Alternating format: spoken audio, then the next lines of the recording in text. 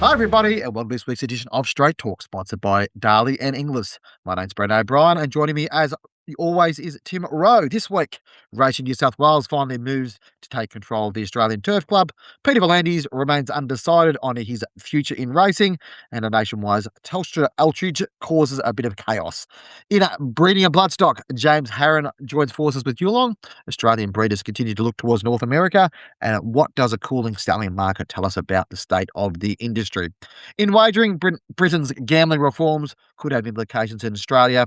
A bookmaker makes a surprise switch to Tasmania, and regulators continue to tighten the screws on gambling operators and influencers. Tim, let's start out with what is the one of the biggest stories of the last 6 months, and probably from a legal perspective, this one is coming to an end now. Racing New South Wales has formally placed the Australian Turf Club into administration and appointed Morgan Kelly to oversee a review of operations, finances, and governance. Yeah, we've spoken a lot about this story, so don't really have to go over old ground here, Tim. But obviously, this sort of stems from the legal action, which has got to gone back and forth over the course of the past sort of 6 or 7 months. Racing New South Wales winning the right to put the ATC into administration. No surprise, probably this happened, Tim. That we didn't really expect this to go to the High Court, and it looks like it's a bit of a new reality for the ATC and its relationship with the regulator. Yeah, and what's probably caught my eye with the announcement this week is the appointment of or forming of an advisory committee led by ATC Chair Tim Hale and with a couple of Racing New South Wales board members on there, Michael Crismail and Simon Tuxon as well.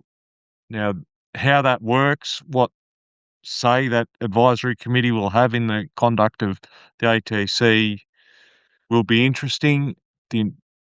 Among the interpretations of the appeal judgment that went Racing New South Wales way is that, and I'm not saying it's right or wrong, but it's been put to me that the well, naturally the Morgan Kelly has to act in the best interests of the ATC, which could be in conflict with Racing New South Wales. Therefore, the Racing New South Wales board members on that advisory committee, can they report back confidential information to Racing New South Wales? All those little things that we haven't been told yet. It's going to be, and who has the final say? Is it Morgan Kelly? Can the advisory committee overrule certain things? It's still a little, quite a few unanswered questions, despite the court's emphatic judgment, I guess. Yeah, I think like from more reports, I mean, for the way that it works in terms of what Morgan Kelly's role will be, he'll be the ultimate arbiter of what's going on. The other question is, you mentioned that committee before. There's three of the current board members or previous board members, given the board doesn't really operate in the same way. Tim Hale, Caroline CSC, and Bernie Brooks involved there, along with the two Racing New South Wales board members. What happens to the remaining board members, Annette English and David McGrath, is look, we're hearing conflicting stories about that they will still be involved. There will still be some involvement and discussion there. It's not really a clear-cut thing. Racing New South Wales have announced that they will continue to guarantee the loan.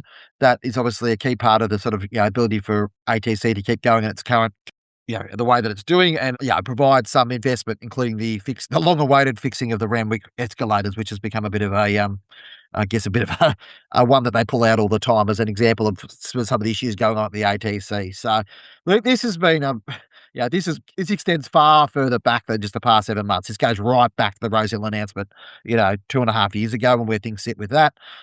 What we'll be interesting to see what improvements the ATC can make, what things it can do, what things it can't do. We'll get into the change of power dynamics at Racing New South Wales in a minute, but that does have effects on this in terms of the way things are working. There's a lot still to play out here. I guess it'll be a watch and see to see what happens. I think from an executive level, we know from an executive level that Steve McMahon will stay as CEO and continue to work, and as with the rest of the executive team, so none of that will change. But will there be other significant changes? Obviously, there's been a review into the hospitality aspect of the business from Morgan Kelly already, which has been undergoing and working through ways to optimize that. And there's been some challenges there around possible theft and other issues within that as well. What's going to come out of that? I think what ATC members and probably the broader racing public would love to see out of this, Tim, was some certainty around what the future of the ATC looks like. Because we probably thought, we were told until probably 15 months ago that the sale of Rosehill was going to, cure all and fix things up. But I think what we're learning here, Tim, and what we have learned from this is that this is not just an ATC issue, it's the way that it's structured. And some of the issues at the ATC have been caused by the fact that funding has, as a rule, flooded more to the PRA, so Racing New South Wales, because of the nature of the way that funding's changed, and the decline in the TAB return and all that sort of stuff has put ATC under pressure. Now, the problems the ATC is confronting are not like, to the ATC alone. Like, there's similar problems that, the VRC, the Melbourne Racing Club, Moonee Valley Racing Club, Brisbane Racing Club, all these other ones are actually facing. Some of the stuff in New Zealand has hallmarks that's going on in Australia. It seems like we're all trying to solve the same problem, but we're probably trying to find different ways to do it, Tim. Yes, and, I guess some people sort of watching what's unfolded here will be frustrated at, okay, Racing New South Wales funding or whether it's a loan or how, Yeah. providing money to fix the escalators, for instance. Why didn't they do that 3 years ago or 5 years ago? They're controlling the purse strings and, the argument is, and maybe fairly, Racing New South Wales, "Well, we'll give you the money, but we want some power or we want something in exchange." And others are arguing, perhaps through the review of the Thoroughbred Racing Act, that Racing Stars has too much power or too much money. They should be distributing those funds to the clubs to fix, to improve facilities and training infrastructure, all these different things which appear to be going to happen now that the clubs in administration.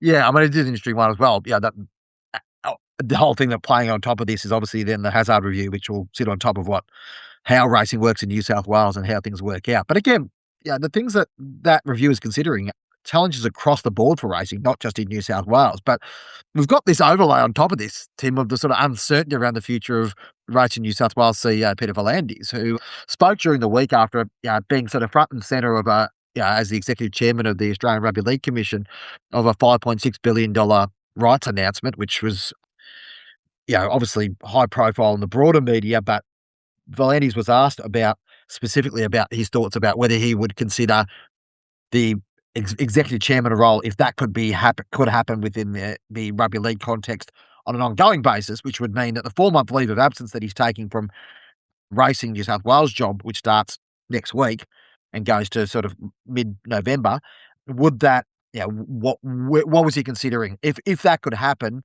and his basic response was, "Well, I'll see what happens, and I've probably got a couple of months to make my decision." Now, what was interesting about that from my perspective, Tim, the thoughts when this was first announced 7 or 8 weeks ago was that there's a few things had to happen in NRL clubland and et cetera to make this happen.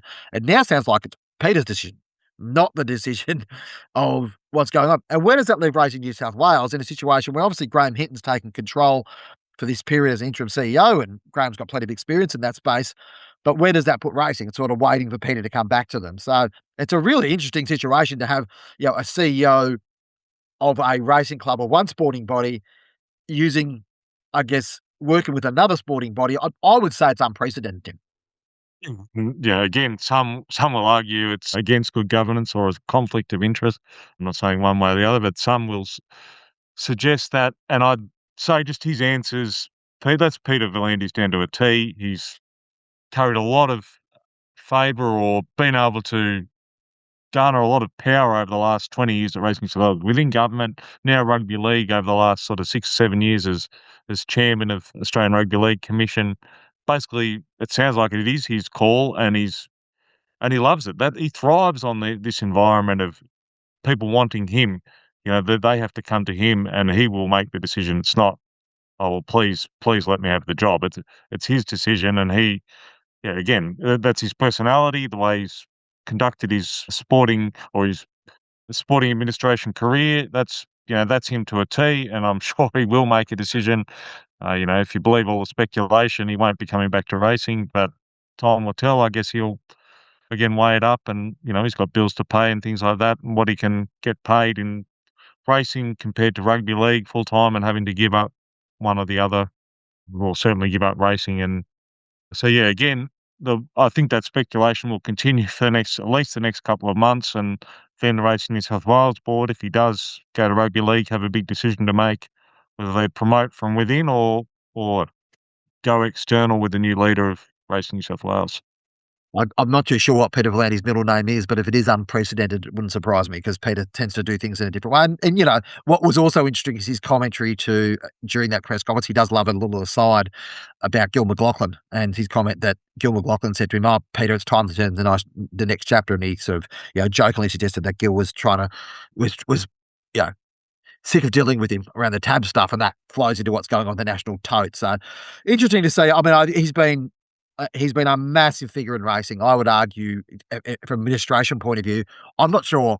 Certainly not in my time, Tim. Probably the last 45 years or so, that there's been a bigger figure in Australian racing than Peter V'landys. If he was to leave racing, it would be a significant move, and I think I kind of don't know what the ramifications may be, but if we were betting men at the moment, Tim, and you and I don't mind a punt, you'd probably be betting that he ends up with rugby league, then he'll stay with NRL, but also then he'll go to NRL or the Rugby League Commission or whatever it Yeah. looks like going forward. Another story that generated plenty of interest this week for those of us on the largest carrier in the country, Tim. Telstra. I walked out my front door yesterday, oblivious to the world around me, and then suddenly realised my phone didn't work, and it sort of occurred to me in a world where connectivity in racing is massive, losing Telstra for even if it was like a 4 or 5 hour period, significant on Wednesday morning too, Tim, where when acceptances are taken from a Racing Australia perspective Oh, for the I had weekend. a Right? couple I missed call, tried to ring it back 2 minutes later, it wouldn't go through. I was like, "Oh, what?" They turned it off, but no, then I saw the news, that was early on Wednesday morning. Yeah, just I guess, we're all connected now with the internet and mobile networks and things like that, yeah, if it goes down, and we've seen it, you know, tragically with the Optus, outage, I think it was it last year or the year before, the what can transpire just because of technology going down like that, which is, in the scheme of things, it wasn't that bigger issue yesterday. The fields came out eventually. The Magic Millions delayed their online or digital sale till closing on Thursday, probably just to ensure all the buyers don't miss out. You know, again, not the end of the world, but does show that how reliant we are on technology. The following segment is brought to you by Darley. The Darley roster is one of the real talking points this season, and the numbers show why. New for 2026 are Tentaris and Observer, two exciting additions to a 16-strong roster. Across the group, you're looking at 43 Group 1 wins, 81 Group wins, 87 Stakes wins, 12 Champions titles, and 8 race or track records broken. And when you're a breeder, that's exactly what you want to see. Horses with the race records, the quality, and the substance to give you confidence. Go to darley.com.au for more details. Moving into the breeding space now, Tim, and a story came out late last week, which, I don't know, did it surprise us? Maybe the name connecting together. James Harron linking up with Yulong, going to be working in sort of a bloodstock advisory role. Initially, it was sort of suggested that he might be going down on a full-time basis, but, James is a pretty busy bloodstock agent, one of the more prominent bloodstock agents in Australia. I guess, you know, in this situation where Yulong are moving into that New South Wales Hunter Valley landscape, they're looking to I guess skill up a little bit and bring in a bit more profile and someone who can sort of do those deals. And James will be doing some work for Yulong and sort of linking up, which is it'll be interesting to see how that plays out. You spoke to James last week about this, Tim. What was the sort of his thoughts around sort of how this is going to operate? He was at pains to just suggest that it's the Yulong, while significant, is it just not just another client, but it is another client rather than he's working full time for Yulong. So they'll be calling on his expertise, I guess, with matings, perhaps, where assessing their stock. As we know, New South Wales or the Hunter Valley, so commercially focused more than any other state or breeding region where, if you just on and off stallions unfairly most of the time, arguably, but they I think providing that some advice with, you know, to some of his clients to breeding to Yulong stallions, but also what Yulong should be doing with some of their mares and stallions up there. And then also spoke to Junjiang, and he didn't rule out that perhaps Yulong invests in the James Harron Colt syndicate down the track. So yeah, it's an interesting one, and again, no bloodstock agent or business is going to knock back clients, are they? As a rule, especially one the profile of Yulong and the depth and the number of horses they've got. Yeah, I guess the challenge for Yulong is trying to make sure they're in that Hunter Valley mindset. Like they've been in Victoria for a while, they've moved into the Hunter Valley. It's a very connected world up there. James is obviously very well connected. He's obviously worked extensively with Coolmore. He's got connections at Newgate. He's got connections everywhere. Like he's got his horses that he's sold have gone different studs across that space. So to be in there and sort of having those conversations is key. Yeah, it'll be interesting to see how that works out and sort of what comes out of it and whether, you know, James's influence extends beyond just, I suppose, the stud stuff, whether it comes to, selections and other bits that are going on. We'll keep an eye on that. That's one thing for sure. We always, when we get to the first yearling sale of the year, we're often looking around to see who's talking to who and who's working with who, Tim, and that'll be something we'll be doing next January when we get to Magic Millions. It seems a long way away, certainly from the cold of the Australian winter at the moment. But anyway, Tim, talking about winter and summer, you sort of look forward last week to have a look at, yeah, you spoke to Glenn Hale a couple of weeks ago about Gun Runner, and we're talking about sort of, I guess, the way that Australians are looking to use North American stallions and whether that's, something that's going to become more commonplace. We're probably seeing less shuttlers than we did previously. I have to look at the data, but it feels like there's fewer horses shuttling out than probably were, especially at sort of that medium sort of level. But do you feel like it's going to be something that happens more, that we're going to be people looking left of field in order to source horses that are bred sort of along American lines? Yes, well, it was interesting social media reaction to that story, and US horses haven't worked down here. I certainly wasn't suggesting they shuttle down here. It was the Tats July sales on at the moment, for instance, in the UK. So and there has been Australian involvement or Australasian involvement already in that sale. What I was suggesting is if you do buy a mare up in the Northern Hemisphere, you've missed the, you know, you and intend on bringing it down to Australia to breed with and not get a joint, you're missing a year or effectively. So the option there is, okay, if you buy one in the UK or privately in the States, send it to Southern Hemisphere time to a gun runner, to not this time, or both available. And that generally significantly discounted service fees compared to what they stand for in the northern hemisphere, and bring them down that way to hopefully generate cash flow and hopefully breed a good horse a year earlier than you would have.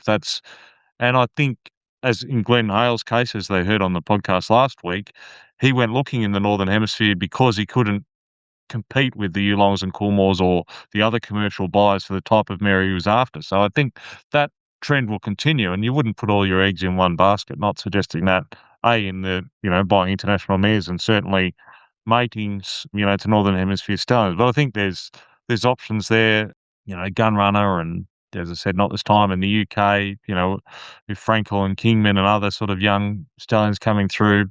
Not a Thunder, perhaps, who's obviously exposed down here. The interesting one, Siuni won't be covering to Southern Hemisphere time again this year. Hasn't for the last couple of years. He's getting a bit older and they're managing him.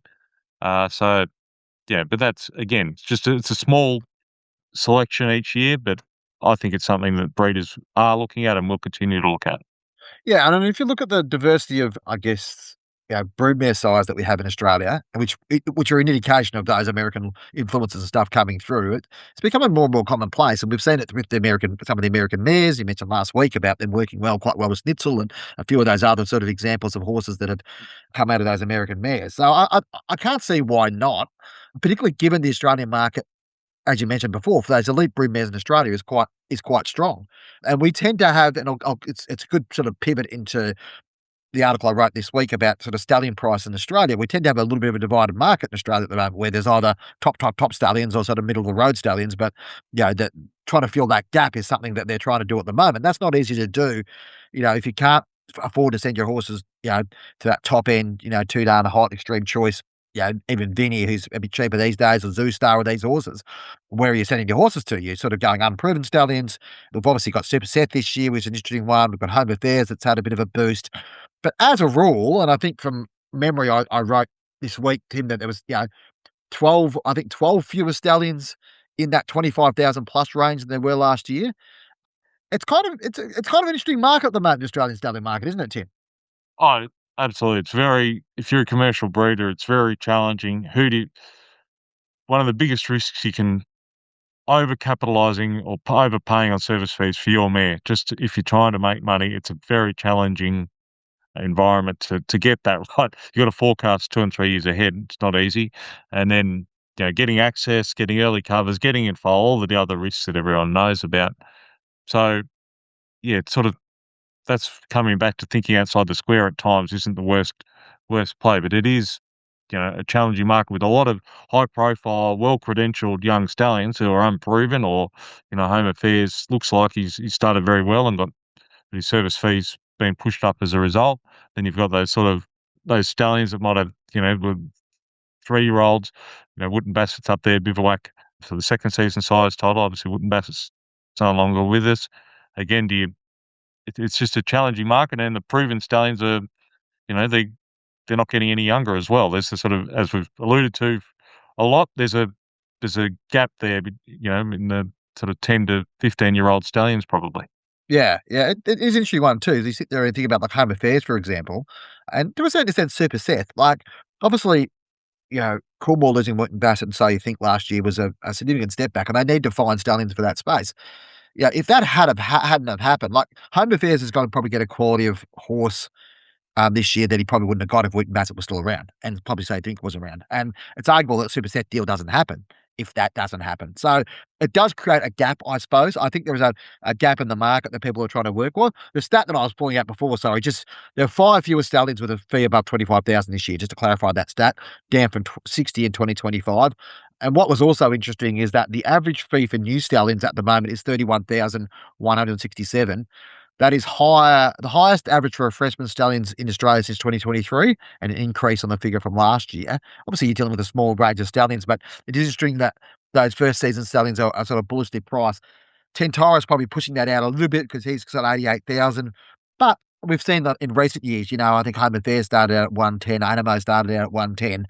Like the price for those freshman stallions is certainly there's a lot of anticipation from them. What I probably did notice this year was that there were some stallions which were reasonably priced quite early on. Like I thought Big Rock was quite well priced, Tim, for his profile. And there's probably a story to come out next couple of days is that there's a Group One winning 2-year-old colt coming through at the moment as a stallion prospect. And they're struggling to get the deal done on the terms that they want because the market's just much more from a stallion perspective. They're much more risk averse in terms of taking on these horses, aren't they? Yes. Well, that deal, who knows? That horse could be back on the track, before we know it. Um, yeah, and again, I think, studs are probably yeah, with the exception of the very high profile, Guest House, Golden Slipper winners, the other very good horses, Reserve Banks and those other sort of horses that have gone to market this year or been sold, it's the studs that have got the upper hand rather than the other way around, as opposed to say probably, in the last 5 years or certainly early 2020s post-COVID when there was a boom. That was, the owners of those colts had the upper hand. Yeah, and that's why I changed. Just on a completely like a different angle on this sort of this stallion space, Star Spangled Banner. What an extraordinary year! I think he's now got 3 individual Group One winners in the Northern Hemisphere, and we're only up to July. Only Night of Thunder's got more, and I think Frankel's got 3. I mean, he's having an extraordinary like renaissance since I guess we know that he's confined to his duties in the Northern Hemisphere now, but his ongoing influence is amazing. Well, I think, there's a bit to that. Obviously, Puma lost Galileo and, the Justifiers in America. So I guess they had a lot of very nice mares to support a stallion and a proven stallion, and Star Spangled Banner's sort of been the beneficiary of that over the last few years, and it's been brought out through, these, 3-year-old Group 1 winners, this season so far. So they're it's just his longevity, he's not tailing off, as we know. Again, Tom Magner and was on the podcast a while ago, sort of in May, about talking about him and Anthony Mithen from Rosemont as well. So again, most stallions have probably either haven't made it by now or their fertility's tailed off. He's got better, which is just remarkable. Yeah, I think I'm right in saying, Tim, there's not any other like there's no Australian reverse shuttlers at the moment, is there? So, like, he comes from a previous era, like off the back of Exceed and Excel and Fastnet Rock and a few of those horses that sort of, they push that. It's just not happening anymore. And like, obviously he's not coming back to Australia now, so it's a bit different. But he's sort of on the tail end of that. But I mean, it may give Coolmore some confidence that Australian blood is, so valuable, isn't it? Yeah, I guess, just well, think Royal Ascot's been and gone, and we didn't get the win there, and there was no Colts anyway. But you probably, for reverse shuttling now, I think the horse probably needs to be exposed to the Australian market, or sorry, to the European market, big performance at Royal Ascot or one of those races to put them on the radar. Zoostar did a good job over there, obviously became too valuable here, but again, he was sort of left field. He went well without, knocking out of the park commercially. I think that's no offense to Widden or David Redvers and Tween Hills. I think that's a fair assessment. And again, he's too valuable down here anyway to take up there. So back up there. So it's and even Darley and Coolmore will admit that the shuttlers are, they have to put a little bit more work into them to put them on the radar of Australian breeders, Delacroix and things like that. This season will be interesting to watch. They look highly talented. Their talent's unquestionable, but still local and colonial probably is more easy to sell. The following segment is brought to you by Inglis. Entries are open for the 2026 Inglis Ready to Race sale, Australasia's leading breeze up sale, and the auction that produced Group 1 winning colts Trombolt and Libertad this season. The sale continues to set the benchmark, recording a gross of more than 20 million in 2025 with an 81% clearance rate. Buyers from across Australia, New Zealand, Hong Kong, and beyond continue to target the sale for its proven results and outstanding graduates. The 2026 English Ready to Race sale will be held at Riverside on October 15th, with August entries closing on August 7th. Visit english.com.au for more information. Finally, in wagering, Tim, Warwick Barr had a look at the UK gambling reforms this week, and we're obviously saying, well, they're not calling them affordability checks. They're calling them, I think, financial risk assessments or something like that. The details of which sort of are in the article itself. I think it's £1,000 turnover in a day or £3,000 turnover over 90 days, which is an interesting point of view. I don't know. Turnover builds up pretty quickly. That there will be some risk assessments conducted through credit checks and various things or whatever else. I think what is interesting about these checks are, I think it's inevitable that this ends up somehow on the Australian agenda. They will be discussed. They certainly will be put forward by reform advocates. Affordability checks were mentioned in the UNW Lose More report, but not actually included among the 31 recommendations because they'd be too much an impost for day-to-day punters. But you can see a point where the next couple of years, Tim, this is going to get on the agenda in Australia. We're going to be talking about, whether we have to prove, we can afford the fact that we're going to have a bit of money here or a bit of money there on a horse, which I don't think's a very positive thing for the industry, and I certainly think will have a negative impact both the racing and wagering industries. So I think maybe the Gambling Commission think it's well intentioned. I'm sure the government does think that, but the unintended consequences that people are going to get hurt by it are the middle, the professionals or the higher staking punters, I guess, or that are, measured and have a bank and, use it, bet sensibly, I guess, will be impacted. And then I also, and then also the problem gamblers, the ones they're trying to attract, will still bet anyway. They'll find a way to bet, whether it's the old SP starts coming back, or things like that. I would suggest, and then the ones that are doing for a bit of entertainment go, well, that's just too hard. I'm not going to bet, and that's where the big issue is. As I said, the professionals will find a way, whether it's the illegal exchanges, city bets, and I sort of just thinking about it this morning, Brent. I think from what I've seen on social media and from the stories I've read, Betfair I think will take the biggest hit there because the traders, especially over there, back and trade, back something at even Yeah. money and lay it off at $1.90 and back. Is that turnover counted? Like, that's just mind-boggling. They probably haven't considered those sort of elements to it. And then, even now in Australia, Betfair still provides liquidity and controls the market in a way, or helps set prices, rightly or wrongly. That's that's a fact. So I think it will impact the market just in terms of how it operates. Maybe it'll be more volatile now with prices. I'm not sure, but I think it's a step too far at the moment. I hope it doesn't come in here because it's intrusive enough having to hand over bank statements and things from certain bookmakers if you want to get paid sometimes to to pretty much all and sundry. It'd be diabolical for the racing industry, and I know they've campaigned already over there in the UK, but I don't know how they get this overturned or try and find a happy medium, whether it's too little, too late, perhaps. Yeah, it'd be interesting to see how it plays out, and I think this the context that they're probably trying to regulate on what the system looks like now, not what might look like next 5 years. I still think, and maybe I'm living in a pipe dream, but I still think prediction markets will change a lot of things across the world. The effect it's having in America is quite significant. Now, obviously, it all depends on legislation and how things work, but we know with these disruptive forces that they come across and they change things anyway. We're going to have people making markets, like the power of AI to create, create the opportunity for people to make their own markets and design it. I think wagering looks a lot different in 10 years' time than it does now. If they want to regulate, they should be regulating for that. Close to home, one of the ones that's probably close to my home in particular, Tim, Better moving to Tasmania, which is a significant move from they've sort of become the first bookmaker to leave the Northern Territory. The mainstream sort of coverage of this has been, oh, well, it's been driven by, the increase of betting taxes in the Northern Territory and whatever else. But the misgivings about the Northern Territory regime or the way that it's run up there has been, yeah, going on for a while. They're not just centered around the fact about the cost of doing business. It's about the way that's being regulated up there. The question is whether in 12 months' time or 18 months' time, if Bet are still out on their own or other bookmakers are looking at moving out of Northern Territory. I can tell you from my conversations, on background with a few bookmakers that everyone's been kicking the tires on other opportunities.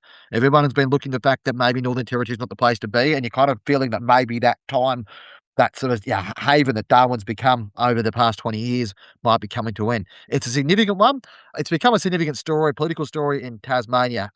Not hard to become a significant political story in Tasmania. We love a drama down here, but you know, I guess we could say that betting up on bookies has become a national pastime, and the politicians have certainly got into it. We only got to see the way that things are being discussed at a federal government level around this gambling advertising reforms, Tim, to see what happened. And BR copped a reasonable whack from various parliamentarians, independents, Greens, etc., calling them predatory and all these things. I think the way this was announced or the way that it came out, like from Better's perspective, they put out their statement and whatever else, but I don't think the government have sort of covered themselves in glory on this one. It looks like whether a deal's been done or not, it looks like a deal's been done, and that's the perception that's being seen. I would have thought Eric Betts, with the experience that he has, the state treasurer, and obviously he's someone who's got a national profile through his previous work in the federal parliament, might have been a little bit more savvy around this stuff. But anyway, I guess they're just going to have to weather the storm for now. But what's become now is like, is it desirable to have this within the Tasmanian industry? Now, I'm not too sure Tasmania's in an economic state to be turning people away based upon the fact that it doesn't think, certain types of businesses like wagering businesses are, you know, brand Tasmania or not. Got a population of 550,000 people down here. It might only be 8 jobs for now, but it could be further jobs down the line. So my thoughts are that I'm not saying that you open the door and see what happens, but if you've got a business willing to invest in your state-based industry, that's just my thoughts as a lone Tasmanian against that stuff. But it's an interesting one because it probably changes the dynamic of the corporate bookmaker relationship in Australia, Tim. Big question for you, Bren. Do you think the Tassie government in their negotiations or with Better have come up, will Tas Racing and the industry get something out of this, do you think? Well, it's an interesting one because it comes in the context that the funding deed that ends in 2029. So we've got 3 years until that happens, just under 3 years till that happens. And what that looks like, there's no guarantee for what that looks like. The government has said they'll continue something. What does that look like? Obviously, greyhound racing is probably likely not to be existing in Tasmania by then. So there's some questions around what that looks like and how that plays out. Ladbrokes have the sponsorship in terms of sponsorship of with Tas Racing until 2029. Will Better look to get more involved in the local community? Probably thinking not necessarily, but you don't know. They did sponsor, the supercars race in Darwin, for example. It's an example that they may get involved with that. So it'd be interesting to see how that sort of works out. I'm sure those in the Tasmanian racing industry will be very fascinated to see this new legislation and whether it provides a direct sort of carve out for them, an opportunity for them to access some of the money that might come through. And I think Better will be well advised to make sure that they give something back to the Tasmanian public. I'm sure that they've already got that on their agenda to make sure that their presence here is seen as a net positive, not a net negative for the community. So we'll see how that plays out, Tim. It's a really interesting story. I know it's a bit of a Tasmanian story, but also I think it speaks broader to some of the challenges faced by the corporate bookmaking sector, which is sort of, under fire a little bit from regulators, whether you believe that's right or not. But we've got ACMA sending out releases every second day. We've got Austrac throwing around enforcement actions like they're packs of cards. There's all sorts of things going on at the moment. So it's a pretty intense regulatory environment. That brings us to the end of Straight Talk, brought to you by Darley & Inglis, of course. Tim, before we go, is there anything else you want to throw onto the agenda? Well, yes, the few things. The the Group 1 winner we were just referring to before, I think that's a deal. It's on a seesaw, but I think it's going to get done, from sort of a text message I just received. So hopefully, yes, Keep an that eye on will us, get right? done You'll for know that about hockey what the group. horse is. We're just waiting until we find out the final details, aren't we? Yeah, So, exactly. We're talking about punting and stables. I thought, Arthur winning at Canterbury on Wednesday for Lucy Longmire and Tim Martin, his colours, fantastic, sort of 30-1. And didn't get something on. I looked up at the 300 and 3 in front, so the straight has cost me a fortune there. I did intend to back it, but got distracted.